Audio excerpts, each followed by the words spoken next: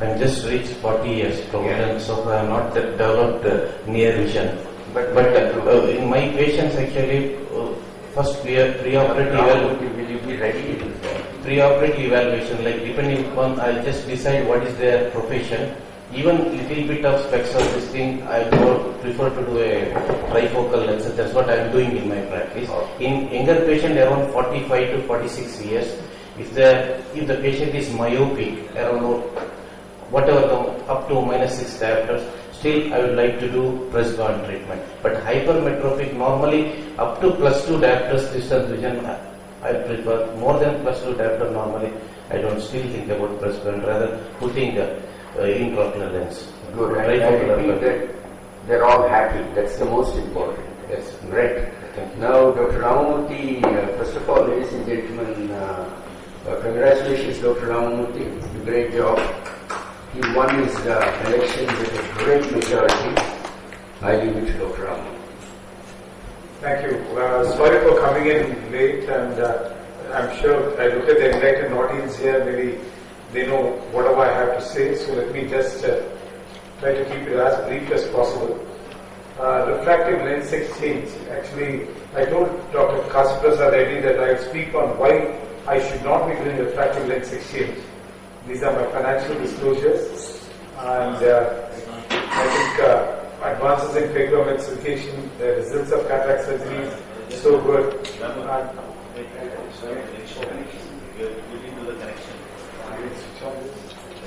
Sorry.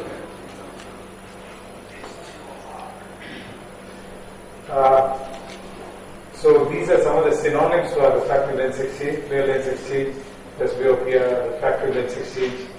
I think we have to realize that it's not the opacity alone which matters in a cataract. There's a lot of differences between a 25-year-old lens and a 55-year-old lens, and basically there's a significant increase in thickness. It's an absolutely clear lens, but as you can see, there's a significant increase that has taken place. You are all aware of the change in the corneal A-space, the lenticular asphericity that happens, which essentially adds on to the corneal asphericity, which is quite common and quite long, remains the same, because of which there's a considerable drop in the contrast, there's loss in accommodation. So obviously, though it might be a clear lens, it's a dysfunctional lens. So does that mean that we classify as we move forward and as we are in need of doing more and more cataract surgeries? I'm just saying that as an aside. Should we consider that there are two indications for doing a cataract surgery? One is a dysfunctional lens, which has increased spherical aberration, more light scattering, more increase in refractive index, loss of transparency, loss of accommodation, because of which the quality of vision that the patient is enjoying is not as much as what he or she had at the age of 20 years. And of course, once cataract sets in, there is an obvious reason for going ahead and do the surgery. So maybe these would be the two primary reasons for which we will be doing surgery as we move forward. As of today, confining to the present day scenario, I do believe that I could do a refractive lens exchange if it was a hyperope, say in his 50s, a presbyope who is very keen, has a multifocal implant in the other eye, is again 50, 52, wants the other eye to be balanced, go ahead and do this. Borderline cataracts, night vision difficulties, etc. But essentially, those patients who seem to immediately benefit the most by doing a lens extraction, a clear lens extraction, high myopes, for me, is an absolute no-no. I remember almost 22 years back when I started my practice in a small place near Coimbatore. The local collector's mother came to me for surgery. She had a power of about -20, 21. I myself had not started doing refractive surgery, was not aware of so many other things that we are aware of today, and went ahead and did her surgery. She was about 70 years old.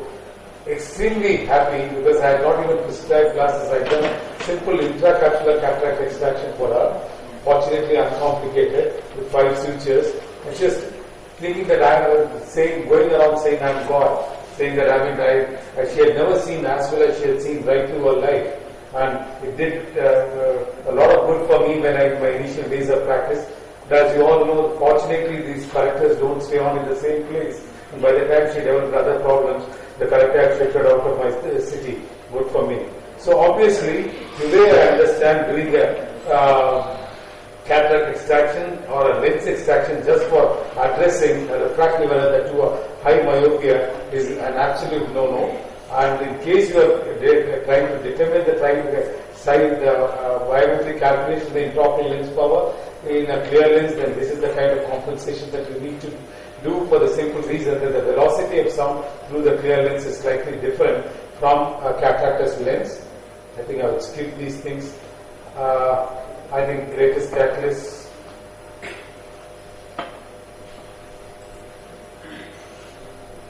There's an essential message I wanted to leave behind was that I do not consider implanting a intraocular lens, removing a clear lens for correction of high grades of refractive error as something that's acceptable.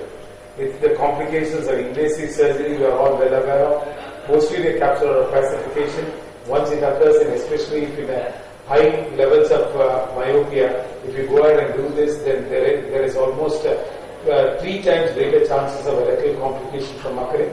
Simply in these large eyes, there is a lens which is 5 millimeters in its anterior-posterior diameter. You take that out and implant a lens which is just 1 millimeter in its anterior-posterior diameter. There is so much more space for this lens to move around.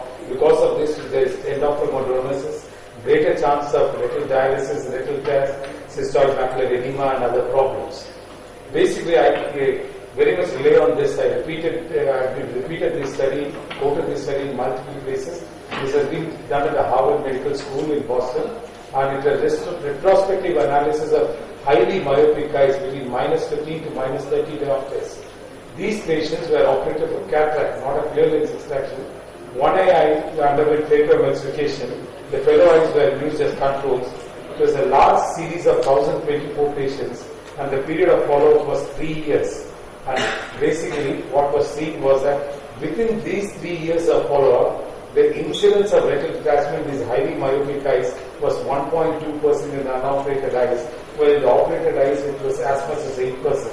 Of course, our retina colleagues will say that it's easy to put back a retina with reasonably good recovery with vision, but obviously we don't want that.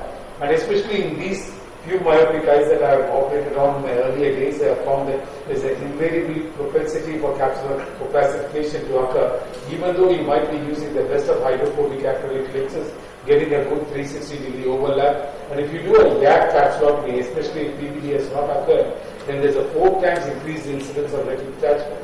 And we have, even during surgery, 11 times incidence of retinal detachment. And as you saw earlier, 8% of the incidence of retinal detachment if you have uncomplicated well-known phacoemulsification. So multiply that by these figures, so obviously a severe complication like a posterior segment detachment or a cystoid macular edema is something that's totally unacceptable to me. So the message that I want to leave behind is that refractive lens exchange is acceptable for lower grades of refractive error, for hyperos, for patients in the 40s and 50s, maybe with one eye cataract, one eye nuclear sclerosis. But then if it comes to higher grades of refractive error, especially myopia, it's something that's immediately gratifying but potentially disastrous. We have much better avenues of treatment like ICLs, but I have come across some patients in which because of the AC depth limitations and ICL is not possible. In these cases, maybe leaving them behind with just contact lenses would be a great idea. Thank you so much for your kind attention. Thank you, Dr. Ram. This session is now done.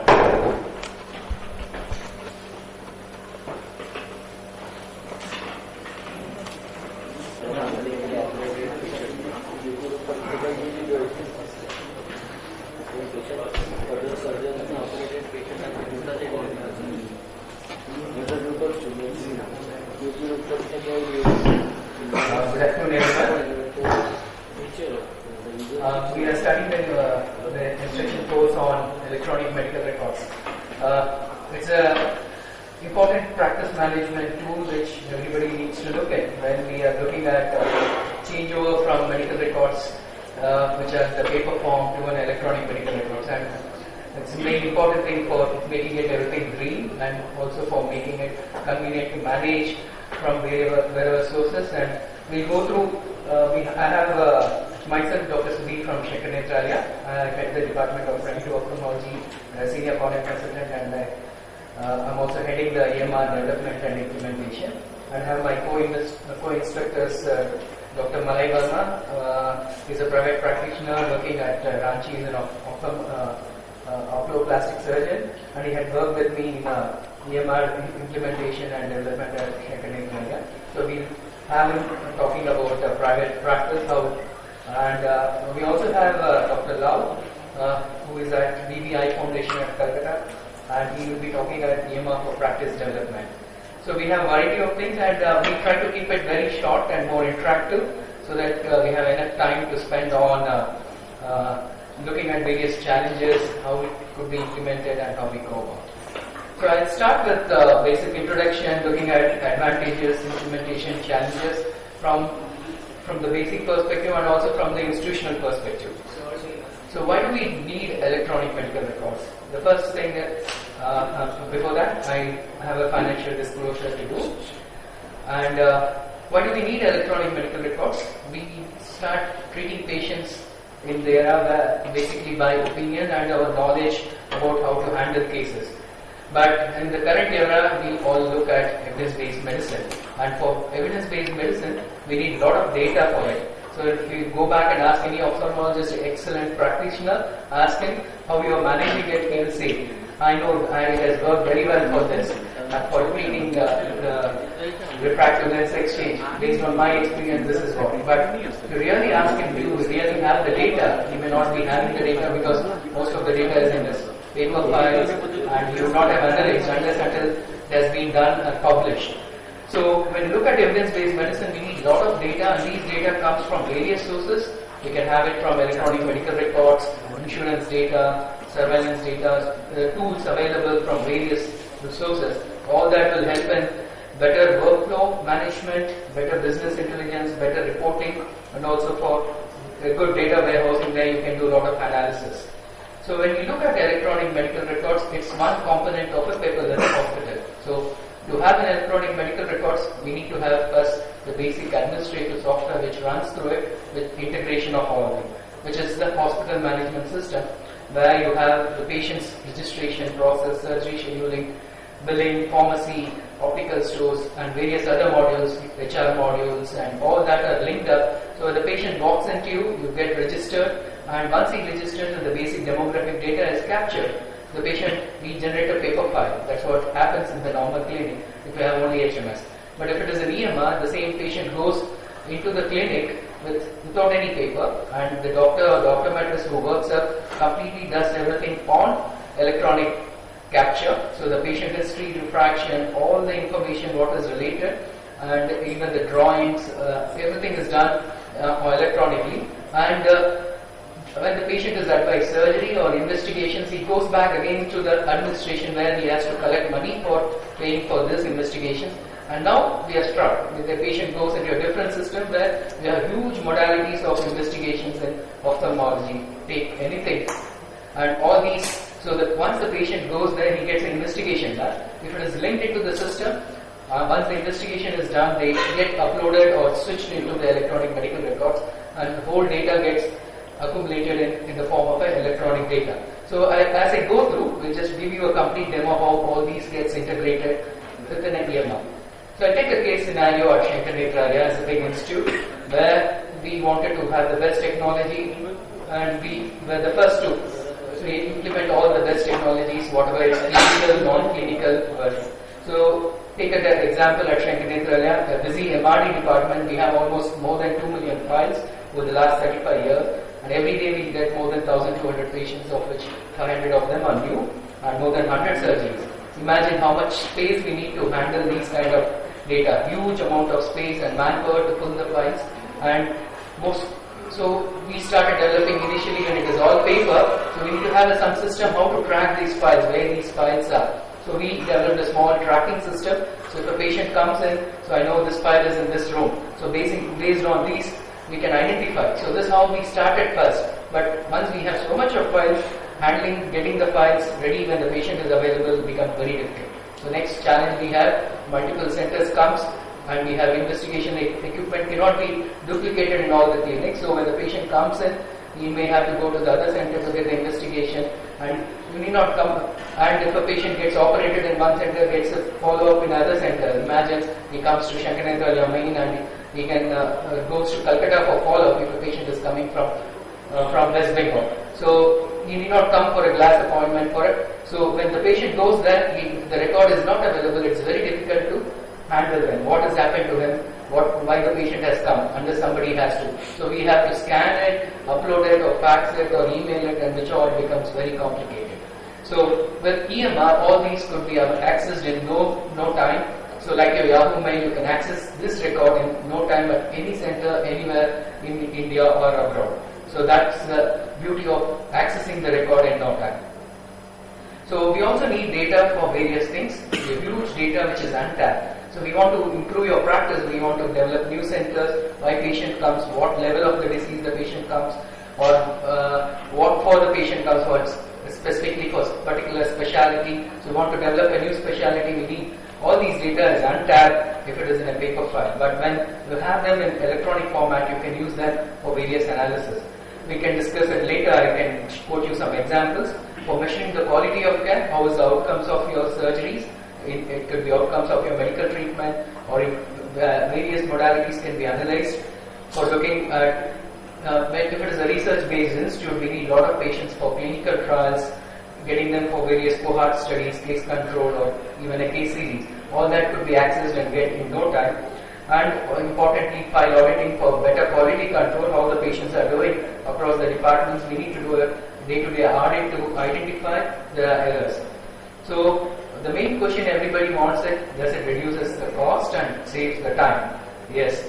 If you initially look at the huge amount of cost involved with hardware, software, upgrades, technical support, but all these are initial capital investment, but you see the return on investment is the highest. There was a paper which was published in one of the peer-reviewed journals who looked at the return on investment in any industry, and they found that electronic medical records has the highest return of investment, and that is, it's not less than even 5 to 10 years, it happens within 2 years, you can get back all that. So we can take some examples and look and see how this happens.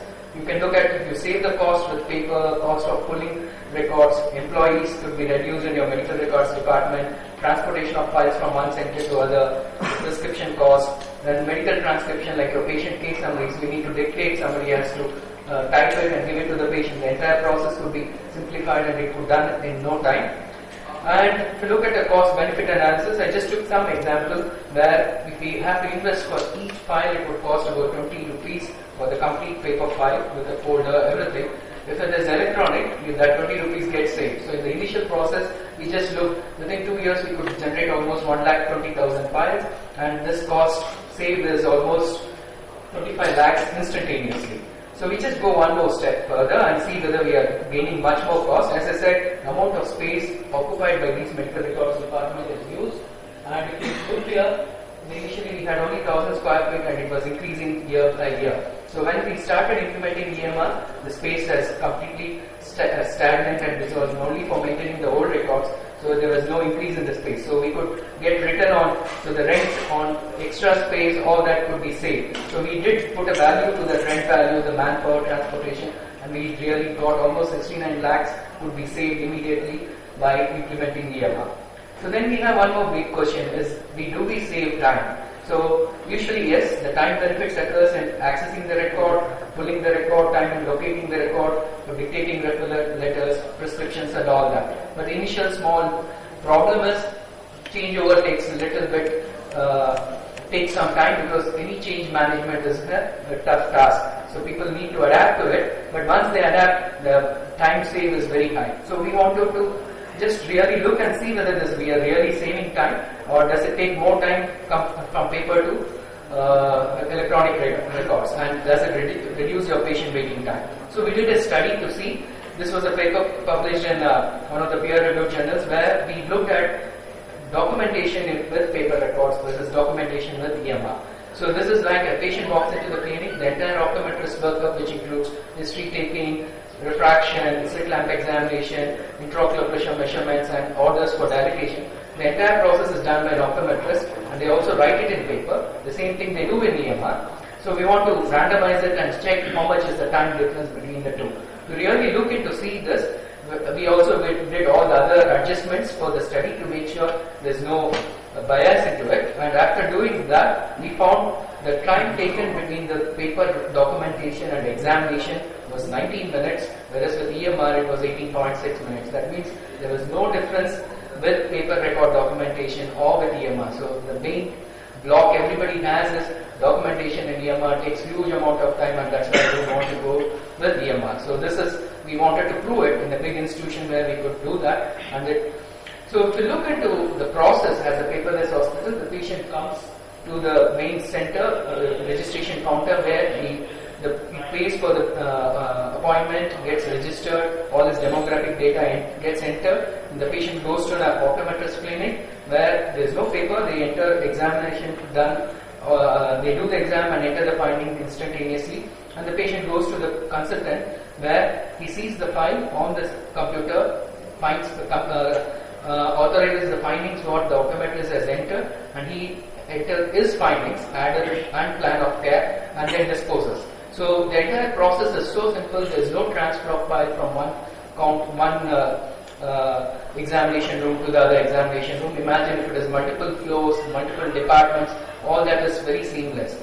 So how does a clinic with EMR looks like?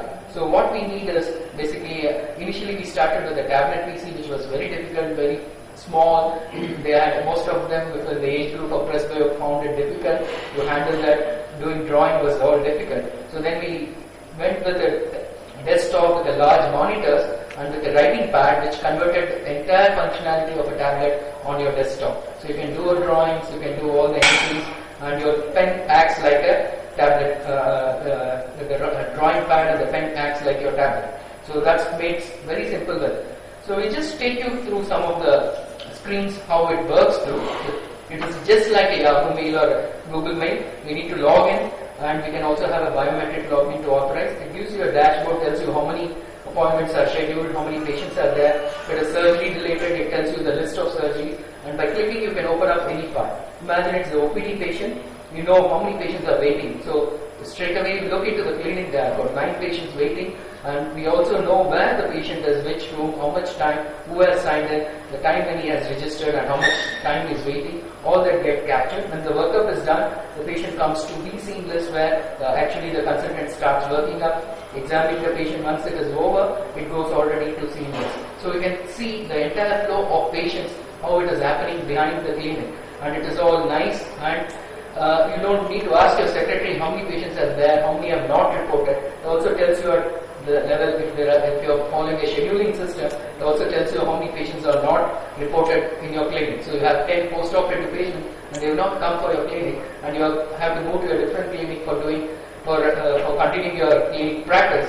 Then if you have 10 patients who have not reported and you are going, that's a big problem. So you know exactly what is happening. This is called the time motion thing. What is happening behind the clinic can also be seen. If it is a big institution, then the problem becomes multifold. But we have about 30 to 40 consultants in the department. Then where the patient is struck, nobody knows. If you have a manager who looks into all these things, you can have a good time motion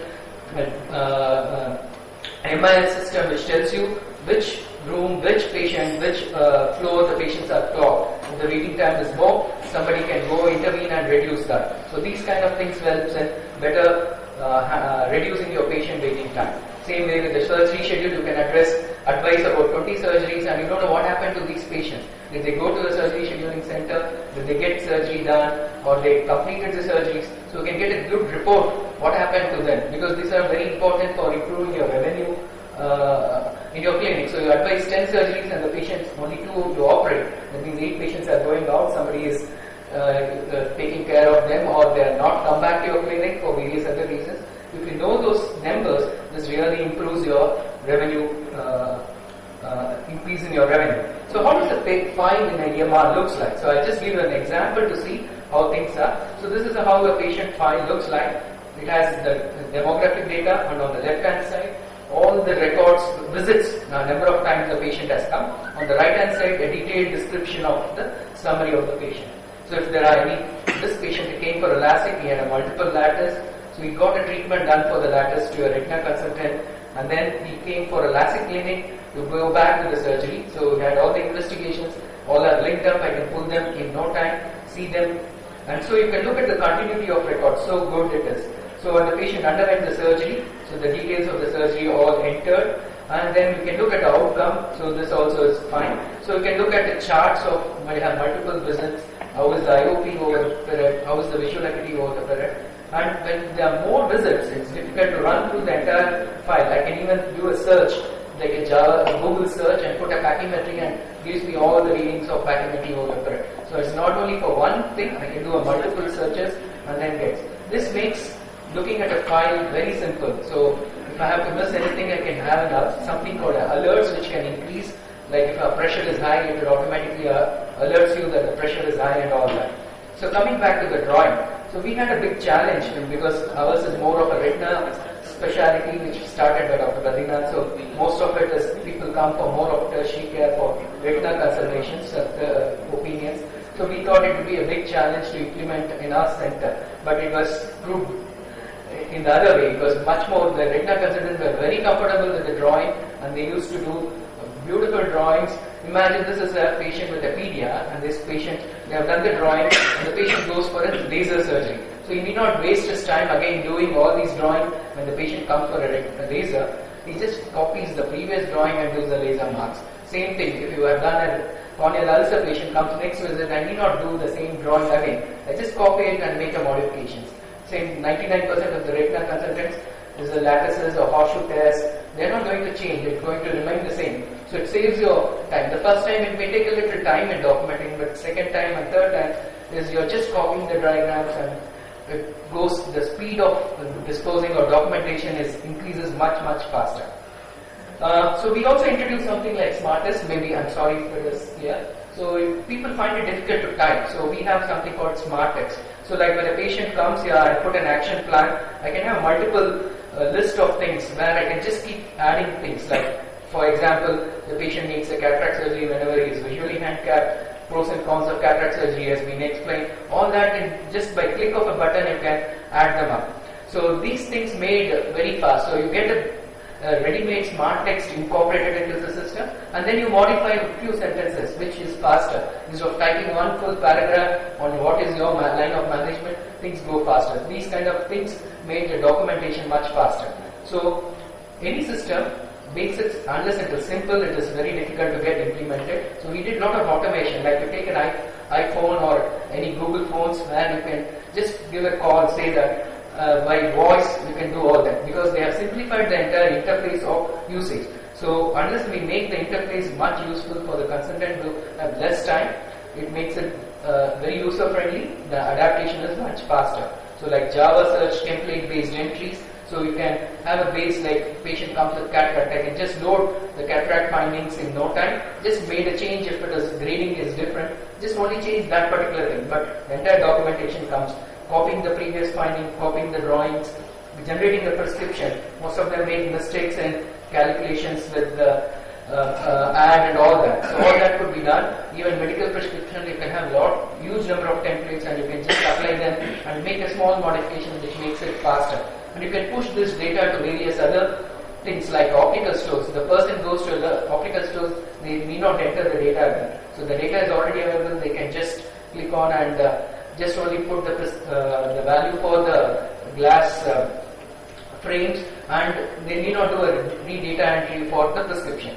So same thing happened with the medical stores or IOL power calculations.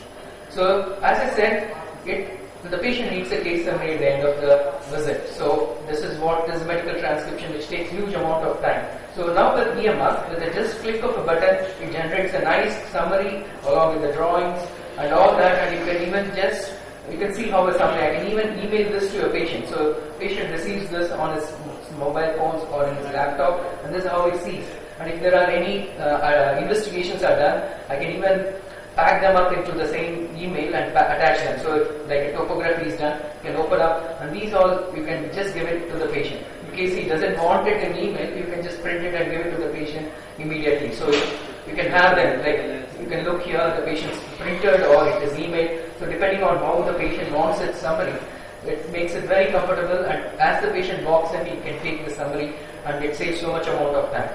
So we can go one more step further. We can have something like a patient portal with access with secured login to the patient with their passwords, where they can access their entire record. You can regulate what you can give it to the patient. You can see the lab reports or his case summaries or investigation reports he can have.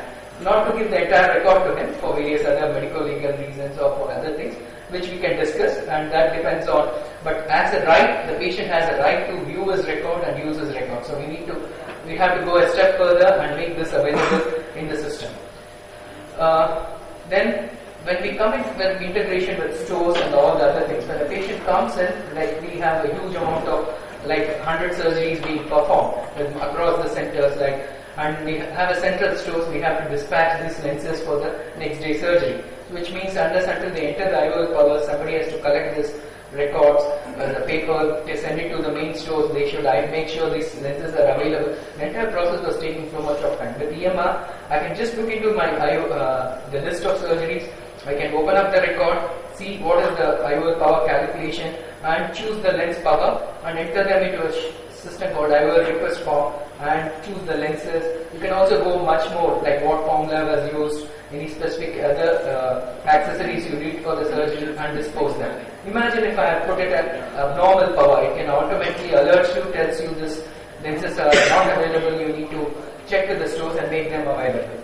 The next comes is your equipments. When you have so many equipments, unless until they are not integrated into the system, then the purpose of making it paperless doesn't work. So here, all the equipments are integrated and we push all these reports into the EMR so that it could be accessed from anywhere. So this is like keeping an attachment to the patient record. You can have the topography attachments or ultrasounds or OCT, FFA reports, anything. All of them can go into the record and you can access them. If it is a lab results, we can even the lab blood test automatically goes into the system, and there's a blood analyzer and all the results gets entered into it. There's no enters it. There's an automatic analyzer process where they get into the system and you can look into it. This components may not be useful in a small hospitals, but in the large hospitals where they do basic blood profiles and investigation before surgery.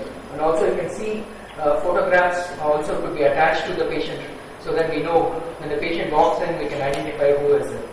And also, like any slit lamp photographs, all that could be attached and it is compiled to the file, so you can access them anytime. If you are going for a presentation, you can pull them up in no time and you can use it. So the advantages are patient record is available immediately. You can use for teleconsultation. You can have a lot of alerts as we see. As I showed, the multiple alerts which can help you improve the quality of care, and a report engine which helps in for data analysis. So why do we do all this? Finally at the end we want to look into various outcomes, look at the quality and all that. And we also have, as I said, in case of research institution, how do we identify a patient who is fit for a particular study? So we can generate some kind of a alert into the system. So this patient is could be used for a diabetic retinopathy genetic study. When the patient fulfills all the criteria, the system automatically sends an alert. We can even send this alert and SMS to the principal investigator saying that this patient is waiting in this room. They can come, ask the patient, take a consent, and then go ahead with including into the study. The most important thing is with an SMS is to improve your practice. We can send them automatic alerts to the patient that you have an appointment tomorrow and just remind them about the alerts. All those things help. We can go one more step further, improve the compliance to treatment, which is very, very important. We give a patient and the patient doesn't come back for a next visit, like a diabetic retinopathy. The patient doesn't come after a year, he may go into progression of retinopathy and may lose sight. But we can send an automatic alert. So based on your plan of care where you have advised return to the clinic after 6 months, the system automatically can send an SMS 1 month before saying that please fix an appointment or just a reminder. So the patient feels very happy that the doctor has sent me a reminder to come back to the clinic, and 90% of them with this process comes back to your clinic, and that will improve your revenue and also improve the compliance to the treatment. We can do it for amblyopia treatment, send an alert to the mothers, tell them that there is you have to patch this week on the right side for 2 hours. So the reminder for them. So we can use for various ways in which how this could be done. And finally, as I said, into the data mining, we can have a lot of things which can be done. Like I want to query a patient with keratoconus, I just put a query and I can get all these patients whom I want for a keratoconus, and I can also pick up these files. I put a query, any astigmatism more than -3, and if there is a diagnosis of keratoconus, to pick it up. And it put up, and I can open up the file and see yes, it correctly identified based on my query. And this could be used, transport it to an Excel file, and you can send it to your biostatistician for various analysis, and your abstract could be ready within no time. So if you have to come for a conference, unless until I submit an abstract, it's not possible. So I decide to come 10 days before the abstract date is over, and if I have to do a study, if it is a paper record, it's impossible. And this with EMR makes things much faster. So we want to look into a LASIK results or a cataract results. So the entire data of 1 year has been, just within 2 minutes, the entire data is fetched, send it to a biostatistician, and he takes his time to generate all your graphs, and you can use it for various analysis. Okay, so coming back, I have just combined my second talk also on how to implement EMR and what are the challenges. So some of them are, when you want to go into a new EMR, so we need to see how good is the has a good HMS modules, good billing modules, good transcription modules, medical transcription, and all that. There are huge amount of companies available, so one need to be very careful looking into them, whether it fulfills all your criteria. Ideally is look at a working demonstration, like go visit a clinic where they have already implemented, or look at internet-based information or the demos, then go and visit the clinic, see is it really working, and then choose your shortlisted and then go into the system. And we also need to look at good graphics, drawing modules, integration with equipments, and also try and see if we can minimize all these duplication of documentation. Like as I said, in optical stores, so if a patient goes back there, somebody has to re-enter all the prescription, it's a waste of time. So if we have good integration, all that could be completely shortened. And the perfect software for a package is very difficult. If it is a small institution, developing it is also very difficult. So we have to compromise on it. There's a small changeover. So difficult to suit all your needs. Best is then you have to go ahead with something like developing it, which is very costly, and you'll have challenges. But if it is a big institution who can really work with a good software company, then you can really come out with a system which could be universally adapted and taken care. So when you look at EMR, there are big challenges. We need to consider it as a big project and implementation. So you have a good project manager, a champion user, a doctor who knows both the process will be the best bridge between the implementation. And champion users, if you have multiple departments, you have to have at least one champion user in each department who can help you in creating templates and all that. Because some of the favorites has to be done one time. Unless it is done, you can't use them. And detail orientation is very important to all the users. And identify major components like network infrastructure, hardware like desktop, laptop, tablets, software setup and training, customize the creation of templates, as I said, integration of all the systems like HMS, opticals, scheduling, interfacing with equipments, and the most important is training. If you don't train your staff, untrained staff is a big disaster in implementation. There are so many implementations that failed because the training was very poor. So options for deployment is we go in a stepwise manner. Better not to jump into the well and then try out how to swim. Go in a phased manner, learn step by step. So you can start with 5% implementation at the EMR on the first few days, increase it to 10, 20 and make it. Depending on how your practice is.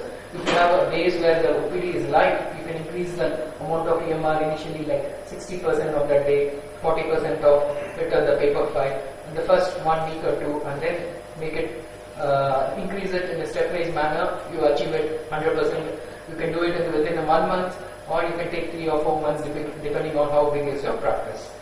And there are various types of implementation depending on how you want. We have multiple centers. Best is to go something like a cloud-based system where the entire thing is on the internet and you can access it based on good network. You can access them from anywhere. So this is the best way. So it's all web-based modules are. So the platform on which the software was should be developed is something that supports the web base. So you can access from any center, from anywhere. If it is a client server base, it is linked only to that particular place. So then again you should have other platforms to link it to the web based and take it up. So when we look at, when you have the infrastructure is very important, you should have good security, because if you are having the internet also connected into your system, there should be good firewall and good antivirus systems, because you are connecting all your equipments into it, your investigation equipments with a huge amount of data, and there is a virus, then you have large amount of data get messed up. As I said, if it is a web-based system, you need to have a dedicated internet connectivity between the centers. So like we have our center at Shankaranagaraya main in Chennai acts as a web the center, and all the other centers are linked with a dedicated internet lines that makes the connectivity available to the main center anytime. But there are challenges again with internet connectivity, so we need to look and see how to have. So whenever there is a challenge, ideally what we did is, if we have two servers, like two providers, like we take one from the Airtel and other from BSNL. So the chance that both of them fail will be much lesser. So at least we make sure 98-99% the connectivity is there. There might maybe drop by 1%. So if there is a drop in one, we can switch over to the other one. So these are some things which, when you have multiple centers, we need to look at. And the most important thing is you need to have a backup. Excellent backup should be done. Your server should be backed up with other server where you back up your data every 15 minutes, and also to do a log backups or mirror your backup simultaneously, or once in a week you should do a tape backup. So these are various basic guidelines for any IT implementations. And as I said, the success was good training was one of the successful. So we need to have a hands-on training to all the users. We can also have something like a web-based training where we have the training modules all put into the system. They take up the patients and go through it. So the videos what you see with the audio incorporated, one can use a web-based training also. And most important thing is, when you have a software, you need to look at, there are some regulations, like various regulation systems are there. We need to look at the software fulfills all your regulatory items. There are various things like HL7 interface and DICOM imaging, and so many regulatory guidelines are there because you are looking at future how you have to go. Then more important challenge is, how do you handle your old files? So initially, as I said, you can keep them all as a paper file, and the rest, the new patients you can do in EMR. Over a period of time, the new patients proportion will increase and the paper files will start reducing them. At that time, you can choose something to scan of your old files, and the scanned copy would be available into the system, and you can continue them in EMR. So the previous record will be in the scanned format, and the current visit details all will be the data which is in the electronic format. So the challenges are, we have financial challenges in the development, training, implementation is a combination of all of them, and real-time, safety, security, privacy, and performance. So the thumb rules in implementation: identify the champion user, phased implementation, option to convert to paper file when there is a problem, good attractive interfacing which makes it simple, constant monitoring and help desk makes EMR the best, easy to implement, and you will have a success in implementation of EMR. And with this I stop here, and I will take up, we'll try to complete all the talks, and then we take up, we'll have almost at least 20 minutes to discuss on the challenges and various issues we have. And I request all of them to note down this SMS. This is a request from the organizers to send a feedback for all the talks. So you can send us a feedback as AOC 70 with a message. And I now invite Lau. Lau was my colleague and from Shankaranagaraya, Kolkata, and now he is now with BBI Foundation. He will be talking on EMR in practice management. Lau. Thank you, sir. Nothing much is left after your exhaustive talk, but one aspect which will be different here is, if you are, what Dr. Sudhir explained was in an institutional format, how the EMR is best used. How many of us in the audience are into private practice right now? So that is quite a good number. So probably you may be confused how to implement it in your practice. So this is, in this I would attempt to explain to you another perspective, because when I moved from Shankaranagaraya to my private practice, this is one thing I missed most, because we had got implement everything there. So I just picked up some small points of the EMR, what we had learned there, and which could be used in my patient care and also in development of my practice. So here we start. This is, he has already told, uses the most important advantages of electronic medical record is record keeping, research, as he has already explained, analysis, how you are performing. This is very important in marketing yourself, because as a private practitioner, you don't have anyone to market. You have to market yourself with your patient care and small methods using EMR. And there are various myths about EMR. All of us have as a private practitioner. How should we implement? I will try to break those myths. So when I moved into practice, I wanted to do something different from what others were doing, and especially in practice, the penetration of EMR still even now is very low.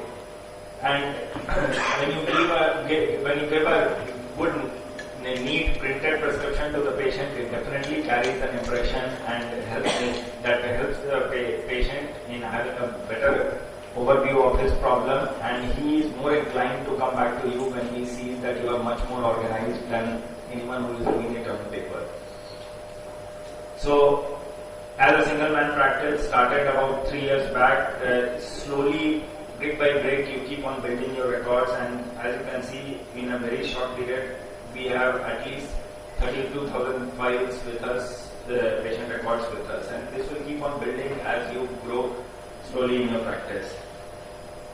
In private practice, most of the times we feel we spend so much time in working up the patient, we do not keep the record with us, we give the prescription back to the patient, and when the patient comes back to us, he doesn't have that paper. So we always have a backup of that prescription, and whenever a patient has come again without his record, we will have various search criteria for that patient, and we can always pull out his record from our EMR. And that helps our job easier, because next time we are not seeing him as a new patient, we are seeing him as a follow-up patient. Suppose, just for example, I am a pediatric ophthalmologist, so I get a lot of kids from the NGO Missionaries of Charity, which all of us know, which was founded by Mother Teresa. And over a period of time, I do free eye checkup for those children. And any child reporting to that organization comes for eye checkup to us. So we have a data now. We have a data of 121 of these children who have come for eye checkup, and we can do an analysis of the eye problems and various systemic malformations these children are having, why did they land in an orphanage. There are other issues also. Same thing, if you want to pull up files of patients with autism, you can just pull it up at one click. Data analysis. That is one important thing. See, when we are doing as a private practitioners, when we are giving paper files, we actually don't have any data of how many patients we have seen at the end of the month, whether our practice is growing or is decreasing over a month-on-month or year-on-year basis. So EMR will definitely help us in analyzing whether we are doing things correctly or not. So as you can see here, daily report is important, that daily how many patients you are seeing, how many patients are waiting outside in your room, in the waiting room that you can see with a panel on the main screen. OPD performance, whether you are doing well in your OPD or not, whether your practice is improving or not. And best way to do is month by month, year on year, and month by month you will have to compare, because generally in private practice your practice fluctuates month by month. Some of the months are good, some winter months are better, summer months are poor. So best way to analyze it is to compare same month of that year with the same month of this previous year with this year. So that is how you can analyze your OPD performance and OT performance as well. And in private practice, you are not competing with anyone, you are competing with yourself. So your data of previous years is important to analyze. One important thing which I saw in Dr. Sudhir's analysis, and which was quite matching with mine, is the number of new patients what you see per month. That is an important data to analyze whether you are doing things correctly or not. if you have a large number of your patients who are old patients and coming back to you and there are not much new patients, then probably you need to retrain it. Because for your practice to grow, you have to have more and more new patients in the system. So there has to be a check system in which you are able to analyze the number of new patients you are seeing every month. Since I am a pediatric ophthalmologist, I would like to keep a watch on how many pediatric patients form a part of my practice or not. So again, there is another check which I have been seeing over a period of 4 years now, and definitely it is around 50% of my OPD is pediatric patients, and I have been able to maintain that over a period of 4 years. That means I am not digressing from my core specialty. There is always a temptation to digress towards cataract, towards other things, but your strength is your specialty and you have to preserve that. So there has to be a check in that. We have a lot of referral doctors in our practice, so you can have data of every referral doctor, how many patients he had sent last year and how many patients he has sent this year. And if it is increasing, same or reducing. If it is drastically reducing, probably you have not done something correctly by which he lost confidence in you, and you can talk to him and find out that. So that is another analysis which is important. Marketing. We cannot market ourselves as our mobile phone or any other product is done. So we have to have subtle ways to do our own marketing. Just for example, this is one example. Colgate toothpaste, over a period of time, it was losing popularity, its volume was decreasing. So what did they do? Just to increase their profitability, they just increased the bore size of their toothpaste marginally, maybe 10%, which increased the usage of the toothpaste, and without anyone knowing, they improved their profitability. This doesn't hold true for our system, but it's just an illustration. So what do?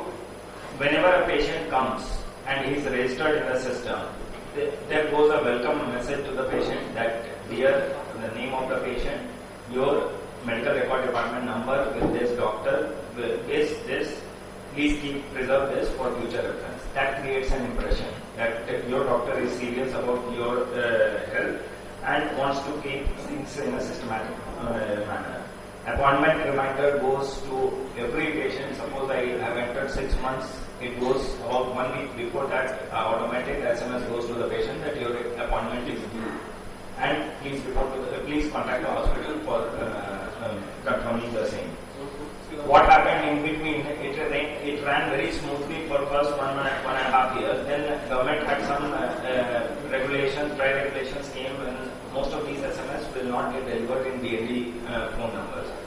And then I knew that this was actually working. That time my patients started asking me that why are you not sending reminder SMSs now? So we had a solution for that. If you have your own patient and they have given a consent that these SMS can go, then you can get it converted into a transactional SMS. So transactional SMS will get delivered even into DND numbers, and this is working well after that. Festival greetings, it works well. Your patients feel good when you greet them in important festivals. Custom SMS, what Dr. Sudhir was telling, it really works. Suppose a child, and especially in patching, when the compliance is so difficult, you have to keep on reminding, hitting them again and again that patching has to be done.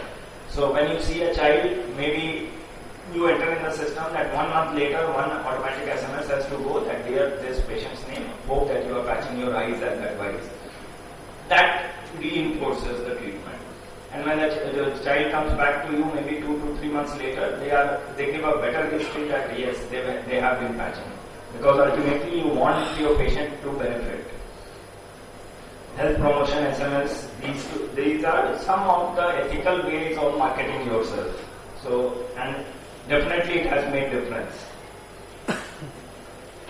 Myth, it slows down your speed. No, it doesn't slow down your speed, because in Shankarnezale we were given a royal treatment. We would have 2 rooms to see patients.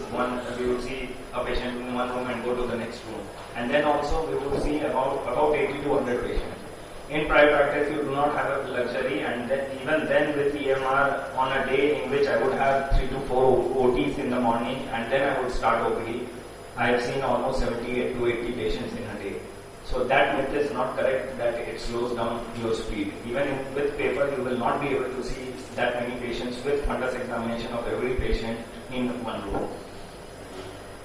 There are some online facilities also. What I have got developed is a custom made, but now more and more companies are realizing the benefit of it and they are providing online facility. Even Shankar Netralaya has a facility in which private practitioners can probably take those services, and the payment has to be done on a per patient basis. So that is one way it can be done. Thank you so much. Thank you. Now I invite Malay. Malay is a private practitioner, is a oculoplasty surgeon at Karachi, and he was with me when in the initial stages of implementation of EMR. It was a big challenge, but he had made it very simple. It was instrumental in the success of implementation of EMR at Shankar Netralaya. He'll be talking to us on how he has done it in a private practice and his advantages and challenges. Okay, before we start, let me ask you a few questions. Do you have some other staff other than you in your clinic, or is your practice a one-man army? Do you have a storage size more than this? You see more than one patient, you are worried about coming second in the rat race, and you don't count lawyers as your best friend. If your answer to the problem is yes, and you're still not using EMR, here I means this app, not me, because I am using EMR and I am happy. So why we use EMR? Because there are various benefits, primarily because it provides quality treatment. They have been providing quality treatment, avoiding litigation. And why electronic and not paper? If you have a handwriting like mine, you will understand. EMR has got various other advantages. It can help in preventing treatment errors by virtue of various energy alerts which are incorporated into EMR. So now we come to the main topic. What are the challenges one faces in implementation of EMR in private practice? When I shifted to private practice and I decided to have an EMR, there were several challenges. When one faces challenges in life, there are two options. Either you behave as if nothing is happening, just like an ostrich, or you meet the challenge head on. So I took the second option and I am happy. When I decided and I told my staff that we will be using EMR, the first response was, "Sir, kya zarurat hai? Sab to theek chal raha hai." But yes, there is a zarurat, because if you have read the Clinical Establishment Act, having an EMR has been made mandatory, and it gives you an edge over your competition. Now the second question that came into my mind was whether I have the time for that. I had a practice of almost 20 to 25 patients per day, and I was spending around 9 hours in my opening. But and I found it easier to write on a piece of paper and give it to the patient, and let the patient have bear the responsibility of maintaining that prescription. So what I did was I downloaded the demo version of a software which was available over the net into my laptop, and did a small analysis and found that there was a major saving in time, because I did not have to retrieve the paper files, did not have to store the paper files back again, and even the registration process was faster. I had to just enter the patient's name once, and it would create the file, it would print the receipt and all those things. So the time taken for the total time in to out time of a patient on the paper record was 31 minutes, whereas in EMR was 80 minutes. This was in the beginning. So I was saving around almost like 13 minutes if I was using an EMR.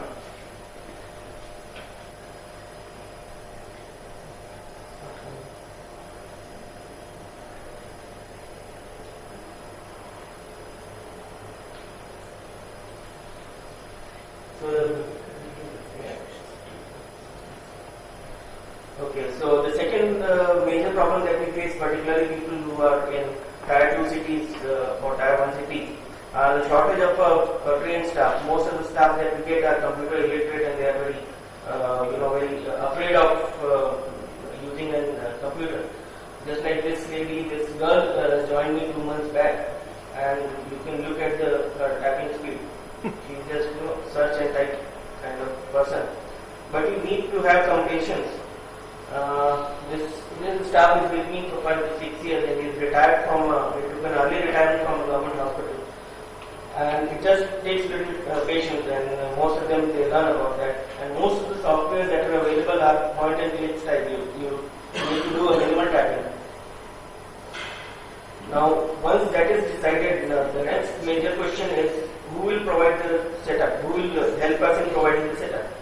So, what I did was I asked the local computer shop to put me in touch with the hardware person, and they did that. Another option is to go to a net cafe and ask them where they have done the setup, because their setup is almost the same.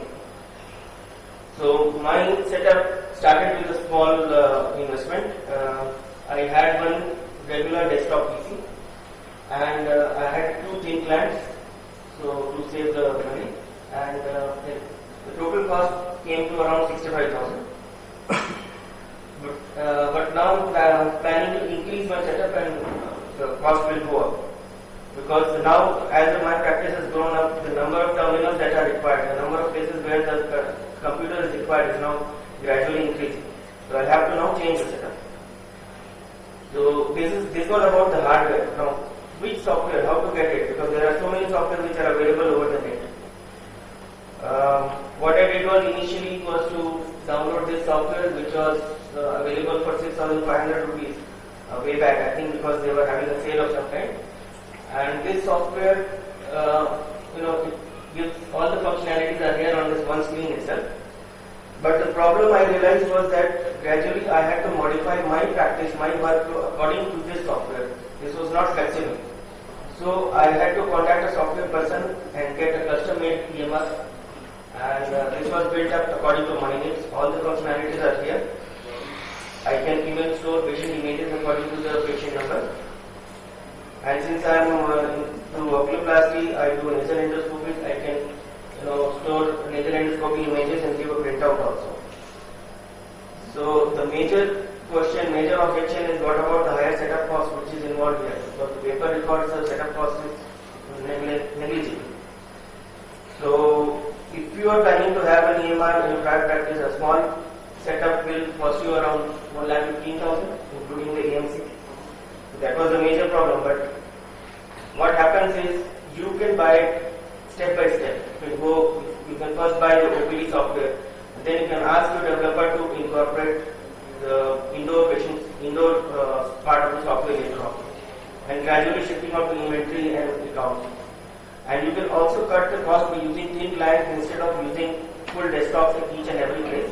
Thin clients cost around 10,000 rupees less than your desktop. And you can share a printer, have one printer in the OPD, and you can give a printout. One person needs to go there and collect the sheet. So let us see how the EMR recovers its cost. If you are working on EMR, you are saving around 13 minutes per patient.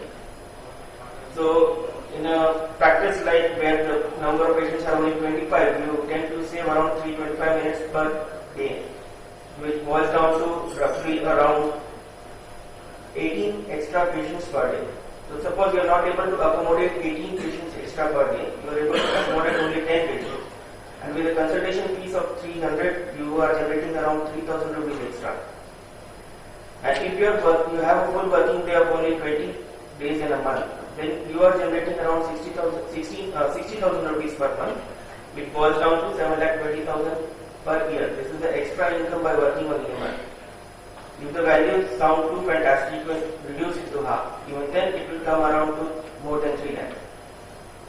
So if your total investment is 1,15,000, what is the rate of return of investment? Within 2 months, you are able to get it. And if it is more than that, it is 3,50,000, it will take some more time. But anyhow, within a year, you will recoup your investment. So, what are the points to remember if you are going for EMR? You can buy module wise, as I told you earlier. Go for OPD first, then shift to Windows. And always remember to ask for the source code, because the developer is here today, might not be here tomorrow. So the source code will, if you can give the source code to some other developer, they will, make the changes according to your needs. and always bargain on the annual maintenance contract. It's good to have annual maintenance contract. Whatever you need later on, you can incorporate into it. And always keep paper file ready in case of any breakdown. Now, if you are still not sold up to for the EMR, then I'll give you an example. I had faced one very angry father who was shouting at me and asking for compensation, and his allegation was that I had failed to diagnose the condition of his 4-year-old child in time, and now the child was blind with one eye. So all the time while he was shouting on me, I did quickly search of my records using the same name, and I found that the patient had come to me first 1 year back and with a history of fall from the roof, and I had advised training of E-symbols, I had advised a fundus examination and a CT scan of forehead, but the patient did not turn up. So the patient ultimately had developed traumatic optic neuropathy. So now it was my turn to shot back on him, and I told him it's not my fault if you have not come for the review. I had advised further test, I had advised review, you have not done. And now it was my turn to threaten him. I told him that since you have concealed this fact, you are blackmailing me, so I can take legal action on you. And that settled the matter. Thank you. Thank you, Bhagat. Now the record could not be modified. Okay, so that's the main importance and benefits of documentation and locking the record. So once you finish your consultation, the system is locked. You can't modify them. So there are some options which you should build up into the system how to handle them. There are sometimes you made a mistake. If it is logged, then it is gone. So you should have an option to do something like error reporting and document that was wrongly documented. So that saves you from your wrong. Initially what we did is at Shankar Nethralaya, we gave a 24-hour log. So because in the learning curve, so the system gets logged after 24 hours at midnight, 12 o'clock. So next day, if I find it's wrong, I can't go and change the record. The only way is we have an option called error reporting. You can go and say that it was wrongly documented and this was my fault. And it is the proof for the legal person to say yes, they have documented it and it was the mistake. So anybody can do a typo errors or documentation errors. The only thing they need to document it. So locking is very important, and that is one of the basic requirements for an IT regulations. If the system is not logged, then it is absolutely invalid into the legal. I am a small practitioner. Can I share my experience? I am to EMR for last 4 to 5 years. Yeah. Briefly, if it is. Yeah, so brief. Yeah. No, first and foremost thing, converting to EMR, as you said rightly, it is a staff inertia. Then that is the most important thing. But if you tell them that from this date onward, we are going to jump into the water, whosoever want to remain with me, otherwise get lost. Automatically everyone does. You should have good optometrists working with you, and I have found in my system it's a do you do your billing also in EMR? So that is another advantage. Doing billing and all your form fees automatically get generated. Then financial also you can do the reviews. Thirdly, I have optometrists entering into the records. So do you enter yourself into the EMR records, your findings? Yeah, my findings I enter myself. But most of the first step is, in my case, is the optometrist who does the entry. Correct. So history, the systemic history, and the allergy and the refraction findings. These are all entered by me. And I have to enter my examination findings and the prescription. So what I do, mine is also small clinic, but I always appoint 2 optometrists at a time. One is sitting in my room, where that chair unit has got one extension. There I keep a laptop additionally. There is one laptop on my table, one there. And another optometrist is there. On that day, her work is just keep entering whatever I say while examining the patient. So this saves a lot of your time. I have got CCTV cameras installed everywhere. So if you feel that there is no waiting period for the optometrist in the other room, they will just finish the examination, send the patient outside, and on telephone you can just tell them if the UAT is late or your treatment is started, and you take the next patient. She keeps doing in that room and give the printout. That also saves. And tell your receptionist also. Once the spectacle was reading the refresh rate, they can also prepare multifocal, bifocal, whatever prescription are there. At their end they can do. So this way they will save you a lot of time. We are also sending all the SMSs as you said. I think you not mentioned about the birthday SMS. Birthday wishes also go to all our patients. That's depending on what you want. Yeah. And as far as the paper records, I think once you start entering into the EMR, again, as an extra way of keeping a paper record, again, so the whole purpose of EMR is lost. Again, you are going to waste your time in paper records. You should have a good auto backup facility for the EMR. Previously, we used to take manual backup after every OPD at 2-3 places, but now I got a auto backup facility in the system. So on the server also hard drive or one more drive the backup goes of that OPD. Plus it goes to one more server online and plus to one more hard drive. So maybe one or two you can take in the house also at least once in 2 days, because if the whole clinic goes into fire and this thing, at least nothing is lost. So as we said, the challenges were in the documentation. The success was documenters were all young and they were very computer savvy. That makes things much faster because 90% of your examination findings are entered by now. Your main thing is your fundus examination, your slit lamp findings which they have entered, you are just going to modify them if there are any changes. If you have a good trained optometrist, even you may not be required to change that. And your plan of care, that is going to be very simple. And as I said, we have a lot of templates and favorites, and you can design them and you can categorize them and keep the top 5 or 6 them, and you can use them as fast data entry approaches. Yeah, example can be for a referent doctor, general practitioner. You can have a standard format. I kept thanks for repeating the name comes. So you just delete that declaration part or foreign body part or this part. What is relevant only keep, so automatically print out comes. That is the advantage. And I am attaching all the patient's record to the patient's file, including his CBC report, urine report, SH report, operating visit. All the things my word by scan and just attach to that file. So even if patient comes with no paper, we have got all the records. And even our consent form, that consent form, that is only hard paper we are preserving, but that signed paper also is scanned again and is attached. So that proof is there. And in a very critical cases, say trauma cases, if you want to take a guarded consent, then I just turn the laptop, ask the patient and relatives sit on this side, I discuss with them everything, and they say yes sir, whatever they put and everything, video recorded. That video is attached to the patient's file. Thank you, sir. Any other doubts or? About virus infecting the records, is there any chance of Yeah, you should have a good antivirus and keep upgrading the antivirus. And as I said, few things which are important is your terminal could be internet based, but other terminals where your staff is working, at least make sure that internet is disconnected from them. And also USB drives are completely banned into these laptops because all the investigation missions and wherever it is on the land, where the chance of internet virus is high, you make sure the internet is not there, firewall is there, and also USB access to these systems are removed. Then the virus problem doesn't happen. Because if there are so many computers and all these workers, they have their own USBs and all. Yeah, that's okay. You have to disable the USB. First thing is disable USB. Make sure no internet is given to them. Okay, and that itself will take care of 90% of your thing. Then make sure all the systems have an antivirus, because one system where you are given access to internet through which it can spread. So we have to have a good antivirus, and you know which system has been given access and it is password protected, so that will help you to find out and at least prevent further virus attacks. Any tip on which software? Yeah, as I said, no, it's very difficult to really suggest what software to use. Best is there are hundreds of softwares which are available. One need to go and see what your practice requirements are and what is the volume and which one suits it, because each has its different and what modules you want. So if it is a big institution which needs a huge like HR modules, billing module, so much of things. So you have to choose based on them. So we were trying to request, like there was one of the general body meeting of AOs, they were trying to see if they can develop a common EMR for all the ophthalmologists, and it could be on a server-based usage.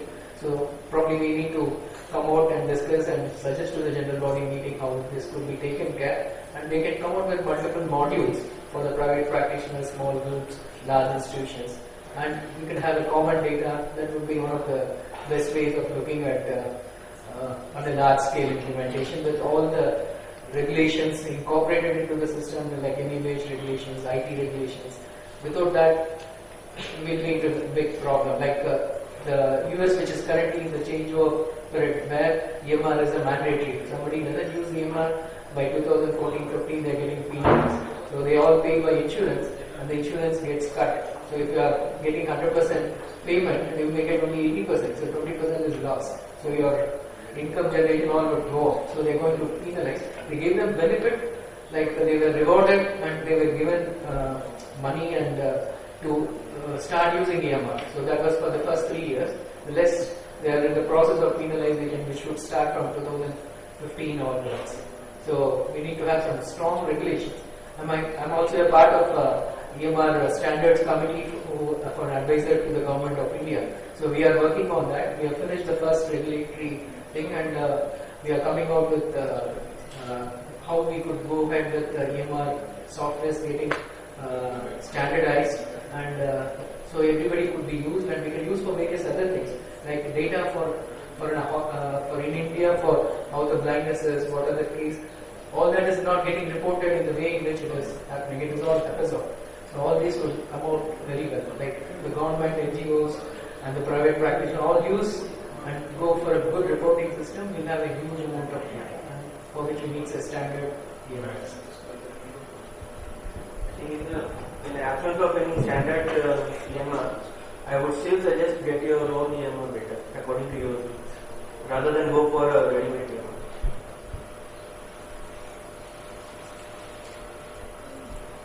Any other questions?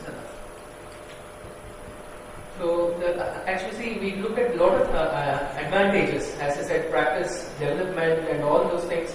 Unless the maintenance of records are very, very useful, because documentation helps you at various levels, for the legal purpose, for looking at your practice, how it has been improving or decreasing, and why does patients come back to your clinic, and your outcomes, all that really useful, and the good data analysis software. So when you buy some EMR, you should also look at good reporting systems, and that is one of the best way of looking at. So there is always a challenge in implementing, but the change is really fruitful, and you enjoy that change. Initially it may be tough, but once you start using and getting the benefits, really useful. There's tremendous time saving in EMR. So many things like allergy, we see reminders come, and where incorporated system like in appointment, looking at the appointment chart only you come to know. 3 red strips mean these 3 are OCT, these 2 are perimetric, the color coding is also done. Right eye operated patient gets a half circle on the right side besides his name. So you know that it is right eye post-op has come. Left eye post-op is on the left side, full circle with both eyes operated. So many things at a glance only we come to know. Plus we take patient's photograph also, they say take the photograph with a web camera. So in patient's record, every page on the corner that photograph. So by mistake also optometrist is entering some finding, and by mistake she is on other patient. She comes to know, no, this is not the. Looking at the photograph only, she knows that even some other patient is there. So that mistake also is avoided.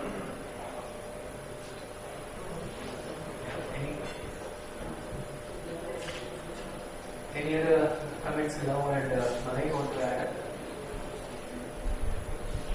Definitely, I think and we need to keep on incorporating new things in our EMR. That also is important. Getting feedback from various places how it is being done and incorporating new things. Practice development wise, definitely 100% it helps in your practice development. There's no doubt about it. So that is the way to go for future. Definitely, there's no doubt. I thank the audience. In spite of the afternoon, we had a good crowd, and thank my co-instructors, and thank you once again.